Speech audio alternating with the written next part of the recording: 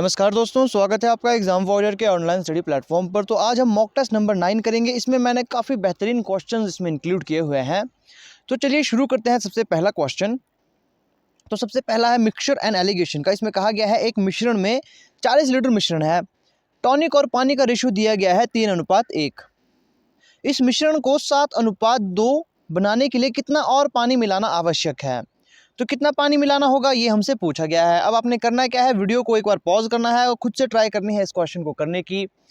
तो अब देखो यहाँ क्या होगा।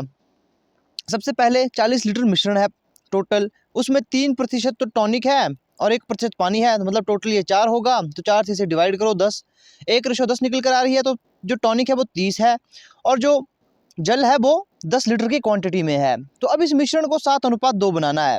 तो इसके बनाने के लिए पानी में कितना हमें और मिलाना होगा, कितने लीटर पानी और मिलाना होगा। तो कितना लीटर इसे हम x मानकर चलते हैं। तो देखो अब इस क्वेश्चन को कैसे करेंगे। अब ये काफ़ी इजी क्वेश्चन है, बस इसे समझना आना चाहिए। अब देखो यहाँ पर कहा गया है कि हमें पानी में मिलाना है, लेकिन कितने लीटर मिलाना है इसे हम नहीं जानते, इसलिए x मानेंगे। अब जब पानी में हम कुछ मिलाएंगे तो जो टोटल ये लीटर है 40 लीटर, इसमें भी तो कुछ वही संख्या बढ़ेगी, है ना, वही संख्या बढ़ेगी। अब जिससे हमारा जो अनुपात है वो कितना हो जाएगा, वो हो जाएगा 7:2। जब मैं इसे बराबर है कि दूसरी ओर ले जाऊंगा तो इसे मैं क्या 2/7 लिख सकता हूँ। हाँ, मैं इसे लिख सकता हूँ। अब देखो यहाँ पर क्रॉस मल्टीप्लिकेशन करेंगे, 7 का जब इससे गुणा करेंगे 70 जमा 7x, इसका जब करेंगे तो 80, x को जब जोड़ेंगे तो ये हो जाएगा 2x। अब आप देख सकते हो यहाँ पर इस 2 को मैं यहाँ ले जाऊंगा और इसको मैं यहाँ ले जाऊंगा तो ये माइनस के हो जाएंगे। देखो 7x में मैं माइनस करूंगा 2x, क्योंकि प्लस का था, बराबर है कि दूसरी तरफ ले गया तो ये माइनस का होता है। 80 तो ये प्लस का था, अब ये माइनस का बन जाएगा, तो ये आ जाएगा यहाँ पर माइनस का 70। अब जब इसे हम काटेंगे तो ये हमारे पास 5x बराबर है 10 बच रहा है।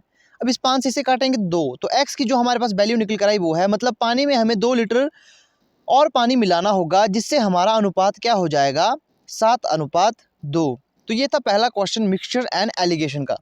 अब नेक्स्ट क्वेश्चन लेते हैं, ये टाइम एंड वर्क का है। अब यहाँ कहा गया है कि 2 व्यक्ति हैं ए और बी, किसी कार्य को मिलकर पूरा करते हैं।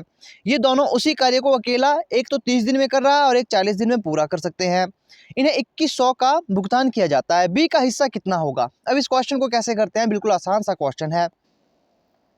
ए और बी, देखो ए का काम कितना है और बी का कितना है, हमने ये देखना है। ए देखो कितना करता है, तो ए एक दिन में 30 काम कर लेता है और बी अकेला उसी काम को 40 दिन में पूरा कर लेता है। तो इसका एलसीएम लेंगे, ऐसी नज़दीकी संख्या जिससे 30 और 40 काट सके, तो 120 हम ऐसे मानकर चलेंगे। तो 30 से जब इसे काटेंगे तो यह आ जाएगा 4 और जब 40 से इसे काटेंगे 3। ये एफिशिएंसी निकल कर आ रही है कि मान लो हमने 30 कुर्सी बनानी थी और ए एक दिन में 4 कुर्सी बना रहा है। अब इन दोनों ने, यहाँ क्वेश्चन में कहा गया है, इन दोनों ने मिलकर काम पूरा किया, मतलब इन्होंने जो काम है वो मिलकर पूरा किया। अब इन्हें कितने पैसे मिलेंगे। अब देखो पैसे तो उस हिसाब से मिलेंगे जिस हिसाब से आपने काम किया है। तो मतलब जो ए है हमारा, जो ए है वो एक दिन में 4 कुर्सी बना लेता है और बी एक दिन में 3 कुर्सी बना रहा है। टोटल पैसे इन्हें 2100 रुपये मिलने हैं। अब एक तरह से मैं इसे रेशो मानकर चल सकता हूँ, 4:3 में मानकर चल सकता हूँ। हाँ, अब देखो जिसने जितना काम किया उसे उतने ही पैसे मिलेंगे ना। अब ये एक दिन में 4 कुर्सी बना रहा है तो इसे ज़्यादा मिलेंगे, इसे कम मिलेंगे। तो इसका योग करो, ये कितना 7 आएगा, तो बटा में 7 लिख दो, 7 3 21। एक रेशो हमारे पास 3 निकल कर आ रहा है। जब ये 4 काम करता है तो इसे 3 से गुणा कर दो, इसे भी 3 से गुणा कर दो, ये आ जाएगा 1200, ये आ जाएगा 900। तो यहाँ हमें पूछा किसका गया है कि बी का हिस्सा कितना होगा, तो बी का होगा 900 रुपये। तो इस तरह से आप इस क्वेश्चन को कर सकते हो। अब नेक्स्ट क्वेश्चन की बात की जाए, यहाँ कहा गया है, ये ट्रेन से रिलेटेड क्वेश्चन है, ये मैंने काफ़ी अच्छे तरीके से करवाया हुआ है। इन क्वेश्चन में क्या होता है कि बस आपको क्वेश्चन की जो भाषा होती है वो समझनी आनी चाहिए। अब देखो वीडियो को पॉज करो और खुद से ट्राई करो। अब मैं इसका सॉल्यूशन बता रहा हूँ। देखो एक ट्रेन किसी प्लेटफॉर्म को 36 सेकंड में और उस पर खड़े व्यक्ति को 20 सेकंड में पार कर रही है। यदि ट्रेन की चाल 54 किलोमीटर घंटा है तो प्लेटफॉर्म की लंबाई ज्ञात करिए। अब देखो यहाँ पर इस क्वेश्चन को कैसे करेंगे। अब देखो यहाँ पर इसकी शॉर्ट ट्रिक है।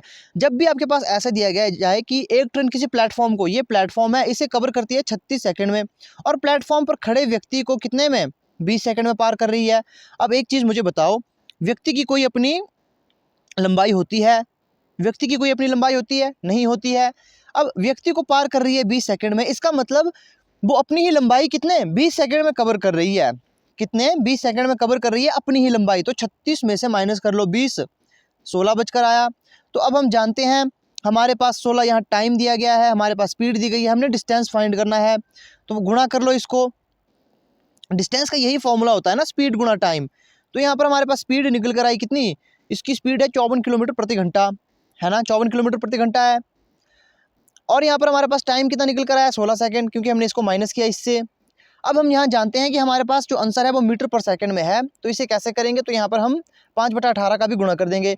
जब किलोमीटर को मीटर सेकंड में बदलना होता है तो हम 5/18 का गुणा कर देते हैं, जब मीटर को किलोमीटर में बदलना हो तो 18/5 का गुणा कर देते हैं।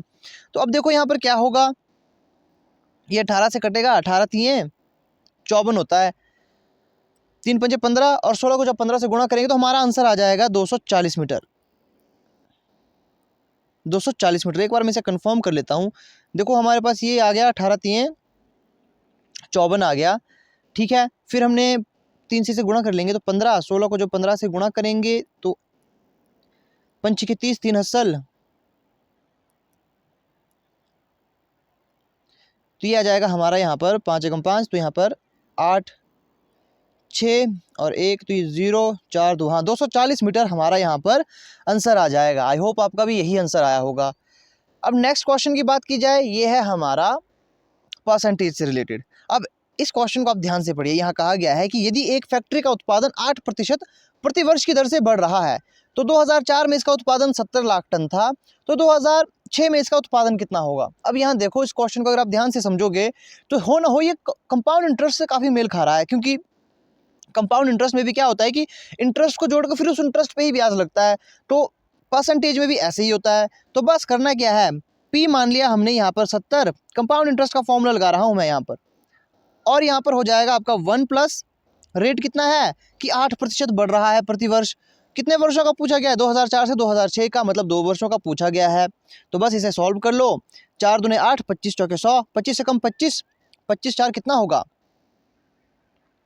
ये 2 आ जाएगा, 4 दूने 8, तो 25 से कम 25, 25 दूने यहाँ 25 को जब 2 से जमा करेंगे तो ये हमारा जाएगा 27, तो 70 गुणा 27/25 गुणा 27/25 ये आ चुका।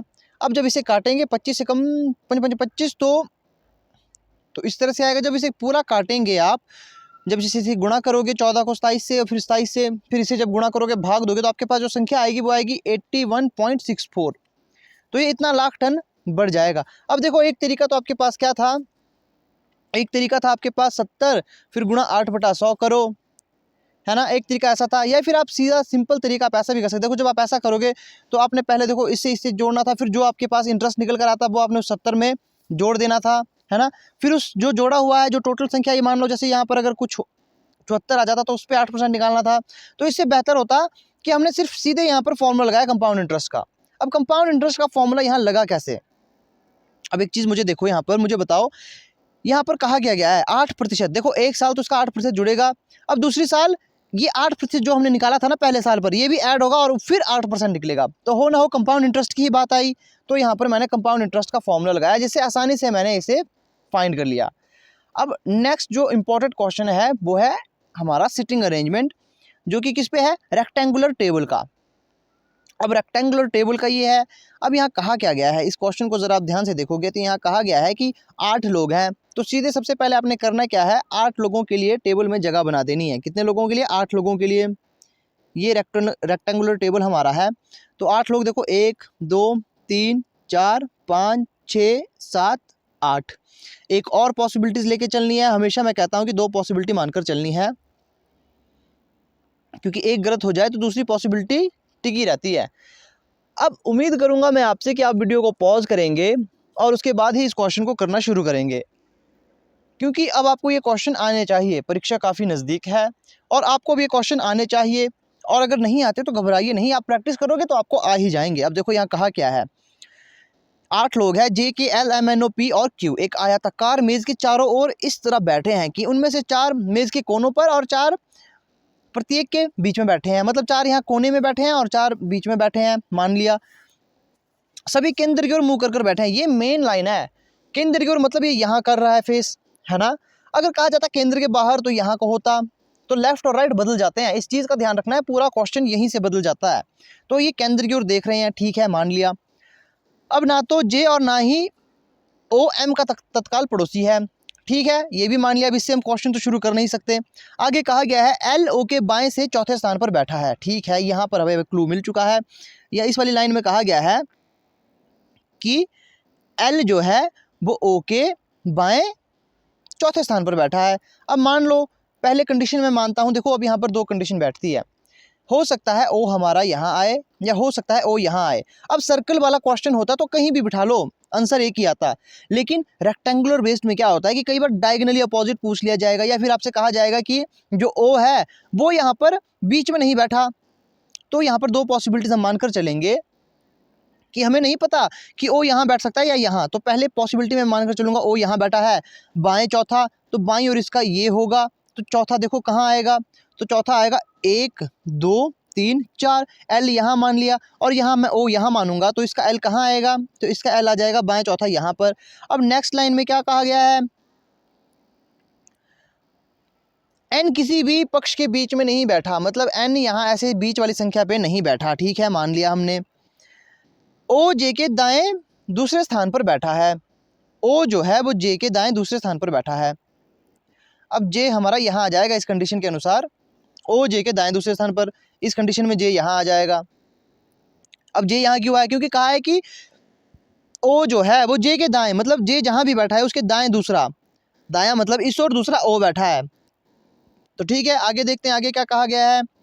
जे किसी भी पक्ष के बीच में नहीं बैठा, जे किसी भी पक्ष के बीच में, पक्ष के बीच का मतलब होता है ऐसे सेंटर बीच में नहीं बैठा। लो हो गई पहली पॉसिबिलिटी हमारी गलत, ये वाली पॉसिबिलिटी हमारी गलत हो गई, क्योंकि जे पक्ष में नहीं बैठा, इसका मतलब जे हमारा ऐसे कोनों में बैठा होगा, और इस वाली पॉसिबिलिटी में देखो जे कोने में बैठा है। अब जब आप पुलिस का एग्जाम दे रहे हो, अगर आप करते सिर्फ इस वाली पॉसिबिलिटी से, आपका तो पूरा क्वेश्चन गलत हो जाता, जो टाइम वेस्ट हुआ वो अलग, तो ऐसे में आप कंफ्यूज हो जाओगे। इसीलिए दो पॉसिबिलिटीज मानकर चलनी है हमेशा, मैं कहता हूँ। तो आपको पता लग गया होगा दो पॉसिबिलिटी का फायदा क्या रहा। अब देखो यहाँ हमारा समय भी बर्बाद नहीं हुआ, और हमें ये भी पता लग गया कि हमने ये इस वाला तरीका सही किया और ये वाला तरीका हमारा गलत था। अब आगे क्या कहा गया है, एम एक पक्ष के बीच में बैठा है, एम एक पक्ष के बीच में बैठा है, तो देखो एम यहाँ बीच में कहीं भी आ सकता है, ठीक है, मान लिया। के और एम के बीच में केवल एक व्यक्ति बैठा है, के और एम के बीच में केवल एक व्यक्ति बैठा है।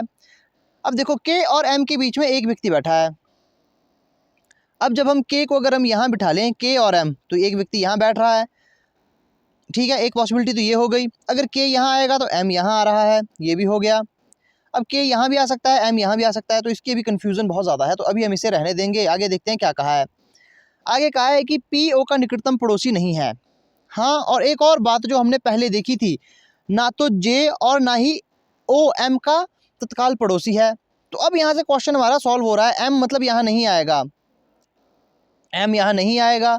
और आगे क्या कहा गया था, और आगे कहा गया था ना तो जे और ना ही ओ, मतलब जो जे है तो एम यहाँ भी नहीं आएगा, एम यहाँ नहीं आएगा, एम यहाँ नहीं आएगा। तो जाहिर सी बात है एक जगह बच रही है एम के लिए, एक जगह बच रही है एम के लिए, वो है हमारी कौन सी, ये वाली जगह। और क्वेश्चन में कहा गया है कि एम और के बीच में एक व्यक्ति बैठा है। अब के का जगह यहाँ पर फिक्स नहीं है, के यहाँ भी आ सकता है, के यहाँ भी आ सकता है, ठीक है, दोनों कंडीशन है, हम मानकर चलते हैं। अब आगे क्या कहा गया है ये देखते हैं। अब देखो ये वाली लाइन हमारी फुलफिल हो चुकी है, ठीक है, इसे मिटा लो। एल ओ के बाएं चौथे स्थान पर है, ये भी हमने मान लिया, इसे भी मिटा लो। एन किसी भी पक्ष के बीच में नहीं बैठा, अब एन यहाँ बीच में नहीं बैठा है, तो एन के लिए एक ही जगह बच रही है, एन मतलब यहाँ आएगा। पक्ष का मतलब होता है ऐसे बीच में नहीं बैठा है वो, है ना, तो बीच में तो नहीं बैठा है, तो किनारे में तो एक ही जगह खाली थी, वहाँ हमने एन को बिठा लिया, ये भी हमारी क्या हो गई, कंडीशन फुलफिल हो गई। ओ जे के दाएं दूसरे स्थान पर, ये हमने कर लिया है। जे किसी भी पक्ष में नहीं बैठा, ये भी हमने कर लिया है। एम एक पक्ष के बीच में बैठा है, ठीक है, एम एक पक्ष के बीच में बैठा है, ये भी हमने बिठा लिया। के और एम के बीच में केवल एक व्यक्ति बैठे हैं, ठीक है, ये भी ये हमें अभी पता नहीं लगा एक व्यक्ति कौन बैठा है, ये पता नहीं लगा है। अब यहाँ देखो पी ओ का निकटतम पड़ोसी नहीं है, पी ना तो यहाँ आएगा, पी ना तो यहाँ आएगा, तो इसका मतलब एक ही जगह बच रही है पी के लिए, पी यहाँ पर आएगा। अब जब पी यहाँ आएगा तो जाहिर सी बात है यहाँ पर हमारा कौन आ जाएगा, के आ जाएगा, तो हो गया आपका पूरा क्वेश्चन यहाँ से सॉल्व। अब यहाँ से देखो एक चीज़ आपने ध्यान रखनी है, सर्कल में ये चीज़ नहीं पूछी जाएगी, लाइन बेस्ड में नहीं पूछी जाएगी, ये पूछी जाएगी स्क्वायर और रेक्टेंगुलर में। वो क्या चीज़ है, मैं आपसे क्वेश्चन करता हूँ, आप मुझे बताइए एल के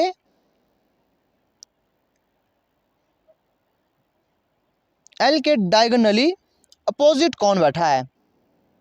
एल के डायगोनली अपोजिट। अब डायगोनली अपोजिट मैंने आपको पहले बताया था, डायगोनली अपोजिट मतलब ऐसे, कैसे? ऐसे। तो एल के डायगोनली अपोजिट ओ बैठा हुआ है। अब ये क्वेश्चन तो काफ़ी आसान होते हैं, इसीलिए मैं एक क्वेश्चन इंक्लूड नहीं करता हूँ, क्योंकि अब देखो आपसे पूछा जाएगा जे के बाएं दूसरा कौन है, जे के बाएं दूसरा, तो बाएं दूसरा 1 2, जे के बाएं दूसरा एल आ गया। या फिर आपसे पूछा जाए एम के सीध में कौन बैठा है, तो पी बैठा है। पी के दाएं चौथा कौन है, तो दाएं चौथा दायां ईश्वर होगा, चौथा तो 1 2 3 4 एम बैठा है। ऐसे क्वेश्चन थोड़ी करवाऊंगा जिससे आपका समय बर्बाद हो, मैं बस वही क्वेश्चन लाऊंगा जिससे आपको लगे कि आपका इसमें कुछ फायदा है, तो इसीलिए मैं इसके क्वेश्चन इंक्लूड नहीं करता हूं। अगर आपने ये बना लिया तो आप आसानी से क्वेश्चन इसमें सॉल्व कर पाओगे। तो ये थी कुछ इंपॉर्टेंट क्वेश्चंस आज आपके। अभी तक जिसने पूरी सीरीज नहीं देखी है, लगभग 9 सीरीज मैंने मॉक टेस्ट की करवाई हुई है हिमाचल प्रदेश पुलिस कांस्टेबल के लिए, तो उसे आपने अब पूरा देख लेना है। और मैंने आपके एक नई सीरीज भी शुरू की है साइंस सेक्शन की, साइंस की मोस्ट इंपॉर्टेंट क्वेश्चन मैं इंक्लूड करता हूं, तो बस आपने उस सीरीज को भी देखना है। तो आई होप आपको आज की वीडियो अच्छी लगी होगी। नए व्यूअर्स जो हैं मेरे चैनल को जरूर सब्सक्राइब कर लें ताकि ऐसी वीडियोस आप तक पहुंच सके। यहाँ पर आपको कोचिंग क्लासेस फ्री में प्रोवाइड करवाई जाती है, लेटेस्ट इन्फॉर्मेशन आपकी एचपी जॉब से रिलेटेड, चाहे कुछ भी जो लेटेस्ट इन्फॉर्मेशन हो जो आपके लिए ज़रूरी हो, तो वो आपको सबसे पहले यहाँ पर दी जाती है। तो आई होप आपने चैनल को ज़रूर सब्सक्राइब कर लिया होगा, नोटिफिकेशन बेल को आपने ज़रूर ऑन कर लेना है। तो मिलते हैं आपसे नेक्स्ट वीडियो में।